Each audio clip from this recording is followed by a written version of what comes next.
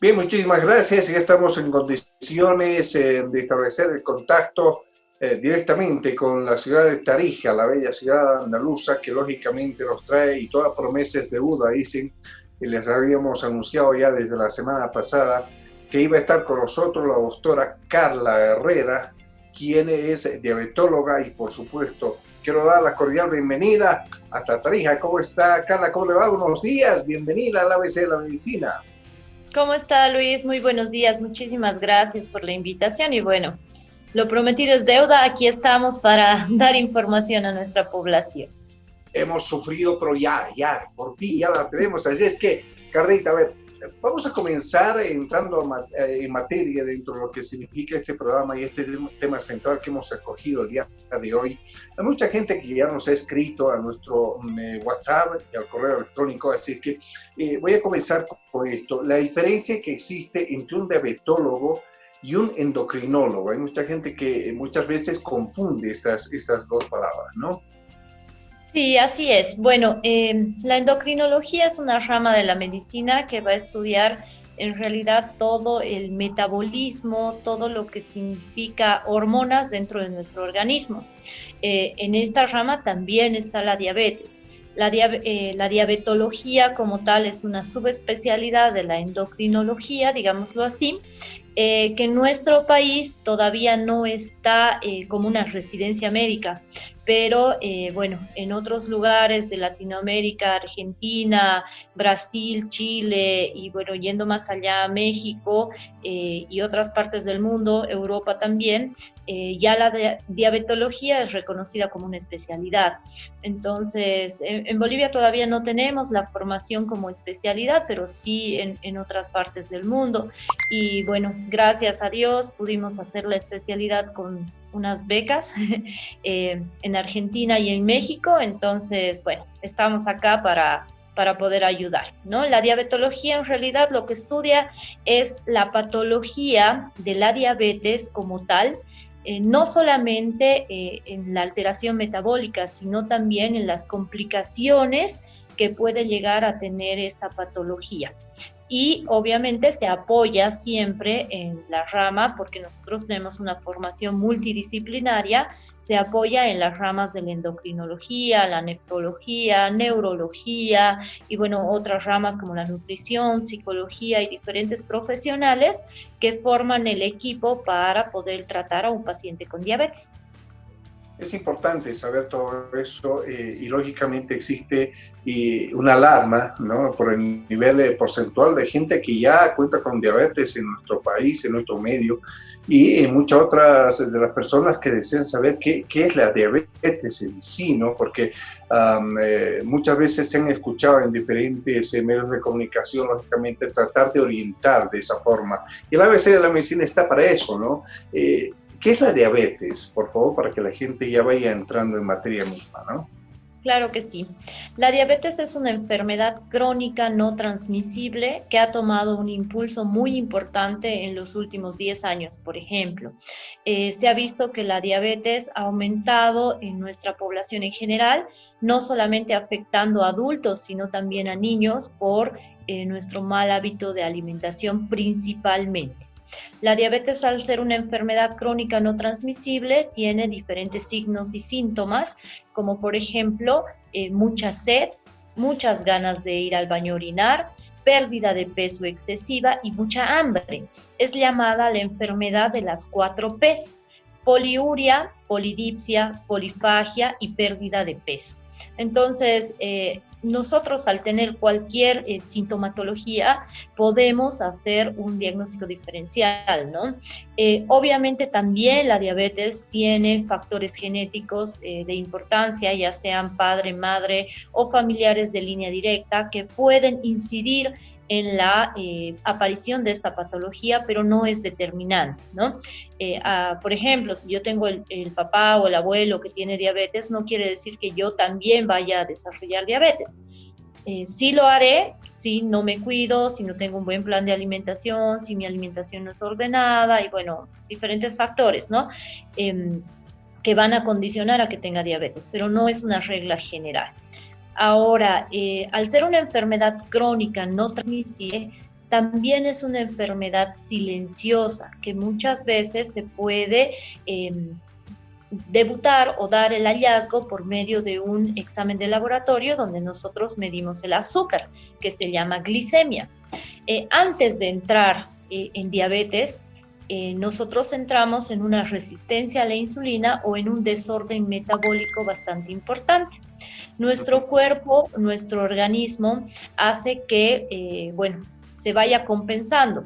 Cuando nuestro organismo ya no puede compensar este desorden, esta hiperglicemia excesiva, recién puede debutar con los síntomas que te dije o que mencionamos y, hacer diabetes, ¿no? Hay personas también que no presentan todos los síntomas, que presentan uno o dos y desarrollan también o debutan con diabetes, ¿no? Es una patología bastante grande, por eso es que se ha visto la necesidad de hacer una especialidad bajo esta patología, porque, conlleva no solamente la visión de la glicemia y el funcionamiento pancreático, sino también el funcionamiento de todos nuestros órganos por las complicaciones que puede tener esta enfermedad. Cuán importante es esto, y realmente lo que estamos atravesando a nivel mundial hoy por hoy, con esta pandemia del coronavirus, el COVID-19, hace nomás ver el tratar de orientar de una manera totalmente diferente con relación a las diferentes patologías que existen. ¿Cuál es el impacto que se tiene en el diabético o en la diabética, por supuesto, con el coronavirus, por ejemplo, en este momento? Bueno, se ha puesto en un grupo de riesgo bastante importante a los pacientes con enfermedades crónicas o enfermedades de base, entre ellas la diabetes, porque el proceso inflamatorio que sufre o que es esencial o importante al desarrollar el COVID, lesiona bastante o afecta mucho al paciente con diabetes, ya que el paciente con diabetes se encuentra en un proceso inflamatorio constante y además en un sistema inmunológico un poco deficiente, digámoslo así, ¿no? Entonces, los pacientes con diabetes son un grupo de riesgo muy importante para tener complicaciones por el COVID cuando la diabetes no está bien controlada o no hay una adecuada medicación o un adecuado control para esta patología. Pasa lo mismo con patologías como la hipertensión o enfermedades respiratorias, donde los pacientes tienen riesgo de tener mayor complicación ante cualquier tipo de infección. Obviamente ahora que estamos en el auge del COVID y estamos, con este problema diario, nos asusta un poco más porque los pacientes con diabetes son más propensos a tener complicaciones. Entonces, la recomendación para ellos sería que deben cuidar y deben autocontrolar o automonitorear la enfermedad, las glicemias principalmente, para poder pasar el COVID como cualquier otra persona, ¿no? Si ellos tienen controlada la glicemia, tienen un buen control con su médico, no van a tener mayores complicaciones. Si bien están... Perdón. ¿Cuán importante es de que la persona o el paciente o la paciente llegue a tener el glucómetro, por ejemplo, las banditas de glucómetro, y entre qué rango debe manejarse esto de tener una diabetes controlada en este caso? Bueno, es muy importante el automonitoreo. Es como siempre decimos en el Club de Diabetes, por ejemplo, que los pacientes con diabetes son como un motociclista. Si el motociclista se sube a la moto sin casco, corre el riesgo de tener un accidente y poder fallecer. Si el paciente con diabetes vive sin un glucómetro y sin un autocontrol, corre el riesgo de complicarse y también fallecer. Entonces es como andar en una moto sin casco, ¿no? Yo, sabiendo que tengo una patología de base, tengo que ser responsable con mi salud y tratar de autocontrolarme o hacer el automonitoreo. Si bien tiene diferentes tiempos, no para todos es lo mismo, pero sí yo debo saber los rangos en los que tengo que estar de glicemia. Por ejemplo, los pacientes con diabetes ya con muchos años, hablemos de 5 años y más, deben tener rangos de glicemia entre 70 y 100 miligramos de decilitro. ¿Qué significa esto? ¿Por qué ponemos el rango un poco más bajo? Generalmente es de 70 a 110, pero ponemos el rango de 100 miligramos de decilitro porque nosotros debemos tratar de evitar complicaciones. Y se ha visto en muchos estudios que se han realizado en muchas partes del mundo, la Sociedad Americana de Diabetes, la Federación Internacional de Diabetes, principalmente, que son nuestra referencia, que los pacientes con glicemias menores a 100 tienen menos complicaciones o pueden alargar el tiempo de alguna complicación, retardar esa complicación, que los pacientes que viven con glicemias arriba de los 110, ¿no? Entonces, eso es muy importante para ellos, que sepan que el valor normal para un paciente con diabetes ya diagnosticado con tratamiento debe ser de 70 a 110, perdón, a 100, de 70 a 100. Ahora, dos preguntas en una voy a hacer en esta, porque es algo muy importante y la gente nos ha pedido que lo hagamos fundamentalmente. Uno, con relación a la sintomatología que presenta una persona que tiene COVID y que, por supuesto, es diabético. Y la otra es, si es que me da COVID, ¿me sube la glucosa? ¿Me sube la glucosa? ¿O cuál es el cambio que tengo en mi diario vivir, por ejemplo, ¿no? Bueno, la sintomatología por COVID es igual para todos los pacientes, tengan o no tengan diabetes. Ahora, obviamente sí se exacerba esta sintomatología porque, como dijimos, el paciente con diabetes vive en un estado inflamatorio constante. Entonces, sí estamos dentro de un grupo de riesgo importante y podemos complicarnos.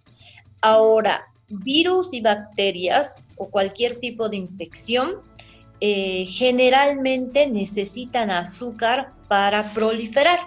¿Qué significa? Que si yo tengo diabetes, soy más propenso a tener cualquier tipo de infección y esto va a hacer que mi glicemia sí se eleve. ¿Cuál es el problema de los pacientes con diabetes que están cursando el COVID? El paciente con diabetes puede tomar la medicación establecida ya por nuestras autoridades y por, obviamente, el médico que lo sigue, pero debe controlar sus glicemias porque al ser esta una infección por un virus hace que las glicemias se puedan elevar. Entonces, cuando un paciente cursa COVID, puede ser que tengamos que cambiar la medicación, aumentar o cambiar de medicamento, incluso llegar a la utilización de insulina para poder controlar las glicemias mientras la enfermedad se instala y persista, ¿no? Una vez que nosotros ya vamos pasando la infección, vamos pasando esta infección por un virus, ya podemos ir nivelando las glicemias. Es muy importante ese aspecto porque generalmente las complicaciones del COVID en pacientes con diabetes se dan porque hay una hiperglicemia persistente. Entonces, todo el tiempo estamos con el azúcar elevado. Y la sintomatología se exacerba por este motivo, porque el azúcar también se encuentra elevada todo el tiempo. Qué importante es esto que nos comentas. Lógicamente, la persona diabética en este momento toma diferentes caminos. Llegamos a que la gente psicológicamente se vea. Cuando ya los hospitales están totalmente colapsados, imagina la gente que no tiene acceso a hacer una entrevista con el profesional médico, toma algunas determinaciones. Una de ellas fue la de tomar dióxido de cloro, por ejemplo. ¿Esto es factible? ¿No es factible? ¿Una persona diabética tiene la opción de esto también? No. Mira, definitivamente, Luis, yo como profesional no estoy de acuerdo con el dióxido de cloro. Trae muchísimas más complicaciones que beneficios. Recordemos que es un antiséptico, no es un medicamento. Viendo la consulta y trabajando en el hospital donde estoy, he visto muchos pacientes que se han complicado por la ingesta de dióxido de cloro. No sé cuál es el manejo porque no me animo yo a recetarlo ni a manejarlo. ¿no? Bueno, porque no hay una autorización del uso del dióxido de cloro como medicamento, pero sí he visto que varios pacientes, no solo con diabetes, sino pacientes que no tienen patologías de base, se han complicado y están en terapia intensiva, no solamente por el COVID, sino también por hemorragias digestivas, por insuficiencia renal, por insuficiencia respiratoria, que han sido, bueno, que el dióxido de cloro se sospecha que es una de las causas de esta patología, ¿no? Entonces, o de estas complicaciones. Y bueno, también he visto fallecer a muchas personas por la ingesta exagerada de dióxido de cloro. Entonces, la recomendación sería siempre que los pacientes o que las personas nos podamos regir bajo el criterio que el profesional médico que nos atiende o el profesional médico al que podemos acceder nos brinda, ¿no? Sé que los hospitales están muy colapsados, incluso, bueno, los médicos estamos demasiado ocupados, es un problema tratar de encontrar a alguien que nos pueda orientar, pero sí hay profesionales que están dispuestos a hacerlo y aunque sea un poco tarde la respuesta, siempre estamos ahí pendientes de nuestros pacientes, ¿no? Para guiarlos, para orientarlos. Personalmente, como te digo, el dióxido de cloro para mí no es una solución, no es una alternativa tampoco. Pienso que los pacientes, especialmente con diabetes, que están dentro de un grupo de riesgo, son pacientes mucho más lábiles que tienen que tener mucho más cuidado cuando contraen el COVID. Entonces, sí o sí, el paciente con diabetes debe acudir a un profesional médico que pueda orientarlo en el tratamiento y no solo del COVID, sino también en el tratamiento para subsanar estas hiperglicemias elevadas, estas hiperglicemias constantes que tenemos cuando estamos cursando una infección. El control médico realmente es muy importante y esto siempre lo vamos a decir acá en el ABC de la medicina, es que, y lógicamente, nosotros no recetamos ni vendemos absolutamente nada a través de medio de comunicación, sino que lo más importante es que no se tome la determinación de ir a la farmacia y automedicarse, que no se tome la determinación de que porque a una persona le hizo bien un determinado medicamento, pues a él también, o sea, todo biotipo de las personas es diferente, ¿verdad? Y creo que lo más importante acá es, y mucho más aún con una persona diabética, es la parte nutricional, ¿no? La alimentación fundamentalmente, ¿no? Y el control que se vaya a tener. Así es, la alimentación es esencial en pacientes con diabetes porque generalmente es el 60% del éxito del tratamiento. ¿Qué significa? Yo puedo dar medicación a los pacientes, ya sea con pastillas que son hipoglicemiantes orales o colocarles insulina, bueno, que hay diferentes tipos que en otra oportunidad vamos a estar conversando, pero si el paciente no se alimenta, no sabe cómo llevar una dieta saludable, un plan de alimentación adecuado para él, el tratamiento va a fracasar, ¿no? Entonces, sí es muy importante y de eso se trata, ¿no? Que no solamente nosotros los médicos podamos recetar, sino también se trata de que podamos orientar a nuestros pacientes en la alimentación. Generalmente cuando damos el diagnóstico de diabetes, y esto es lo que quiero comentar porque siempre lo comparamos como que damos el diagnóstico de diabetes y lo comparamos con una enfermedad terminal. ¿Por qué?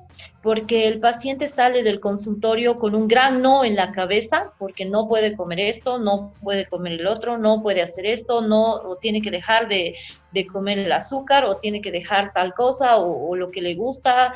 Entonces, el paciente realmente sale muy confundido, muy afectado, muy bajoneado, a veces muy deprimido, y bueno, para eso está el equipo multidisciplinario. Nosotros manejamos en el sentido de la consulta al paciente, no prohibiéndole los alimentos, sino dándoles opciones para que ellos puedan comer. Por ejemplo, no puede comer papa con arroz, pero sí puede comer una porción sola de papa y al día siguiente puede comer una porción de arroz. Tenemos que bajar los carbohidratos, pero no los podemos prohibir. Tenemos que bajar las azúcar. Obviamente el azúcar siempre va a estar prohibida, ¿no? Pero darles alternativas para que ellos puedan sentir el cambio, pero no traumarse con el cambio, ¿no? Entonces, es muy importante en esa parte. La alimentación, como te decía, es el 60% del tratamiento. Es uno de los pilares fundamentales para salir adelante con la diabetes, porque vivir con diabetes se puede de manera normal, y es uno de los alicientes que tiene el paciente para tener una vida absolutamente normal, ¿no? Entonces, ¿qué recomendamos? Recomendamos que el paciente pueda consumir más verduras, más frutas, bajar el consumo de carbohidratos y comer una porción adecuada de proteínas todos los días, ¿no?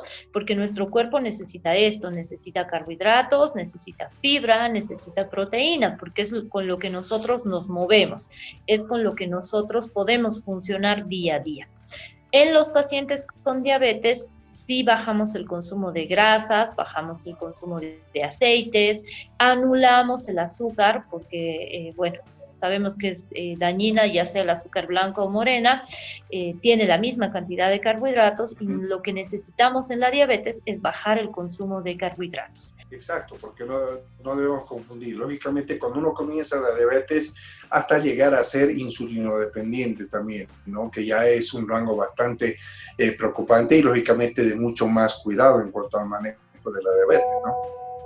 Exactamente. El usar o el utilizar insulinas hace que el paciente tenga muchísimo más cuidado en la alimentación y, bueno, obviamente también en la medicación. En realidad, la insulina es uno de los mejores medicamentos y es uno de los mejores inventos que tenemos para la diabetes junto con la metformina. Pero, obviamente, el cuidado y la aplicación de la insulina no es tan cómoda para el paciente, ¿no? Porque debe pincharse y es un poco incómodo, ¿no? Y aceptarlo también. Pero satanizar la insulina como se venía hace tiempo, debemos romper ese mito y, bueno, decirle al paciente que si el paciente necesita utilizar la insulina, es lo que necesita por el momento el organismo, es lo que necesita el cuerpo.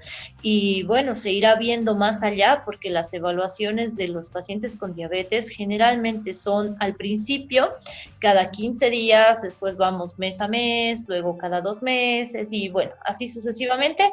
Cada paciente tiene obviamente su tiempo de evolución adecuado o su tiempo propio de evolución, como también su propio tratamiento. Y como decías, me gustaba la parte que decías que el tratamiento no va a ser el mismo. Si me hizo bien a mí, le puede hacer bien a la mamá o al vecino, ¿no? No es así. Yo tengo un tipo de organismo muy diferente al de mi mamá y al de mi vecina.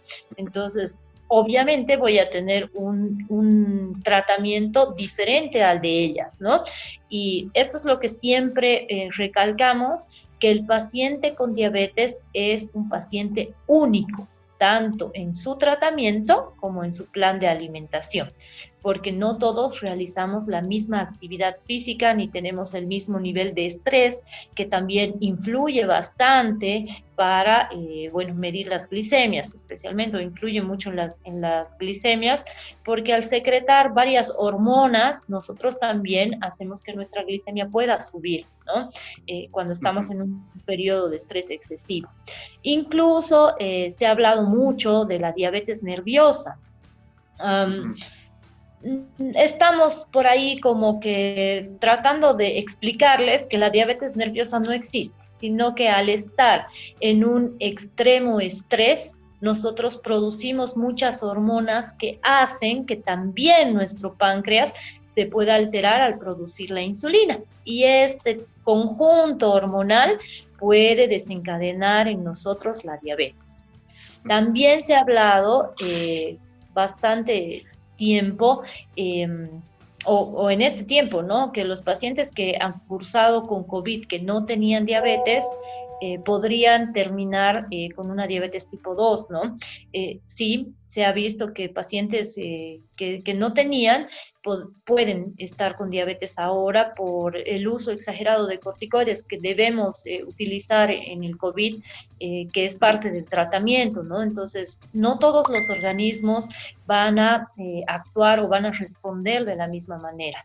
Si yo no tenía diabetes, pero había una predisposición a tenerla, puede ser que con el COVID y con la medicación que vaya a darme el médico pueda terminar con esta patología, que en algunos casos ha sido transitoria y en otros, bueno, se quedó instaurada, ¿no? Pero obviamente tiene un control y un tratamiento adecuado para no tener una posterior complicación. Mira, Carlita, la verdad, me pasa producción. Tengo muchas preguntas, muchas. Y el tiempo realmente para nosotros es muy malo así, pero quiero comprometerte para una otra entrevista que tengamos, molestarte nuevamente. Tus labores diarias allá en Tarija realmente son bastante fuertes y te agradezco nuevamente por haber aceptado la nuestra y darte un tiempito para que podamos llegar hasta el público del ABC de la medicina, pero que quede como compromiso para que podamos hacer nuestra entrevista más adelante.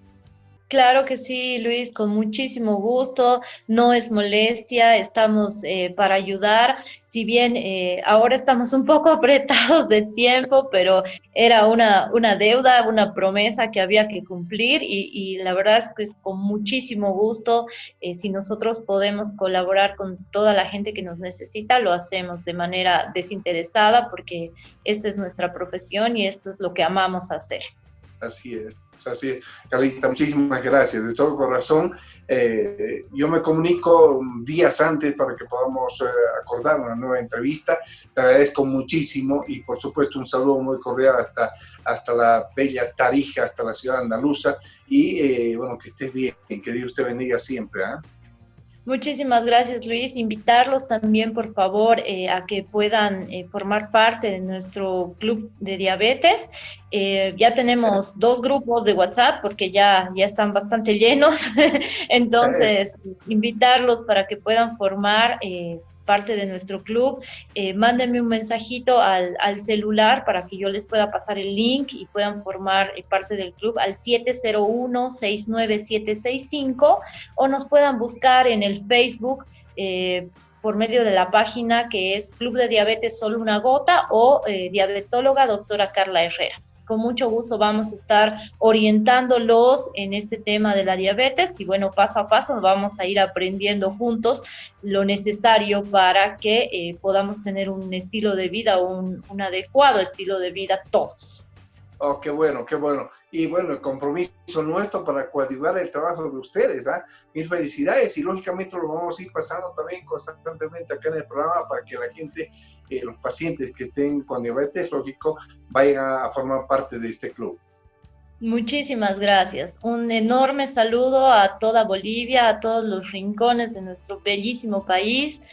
Bueno, ahora estamos en Tarija, mi tierra amada, mi tierra natal, pero extrañando obviamente La Paz, que me ha cobijado muchísimos años, esta ciudad hermosa.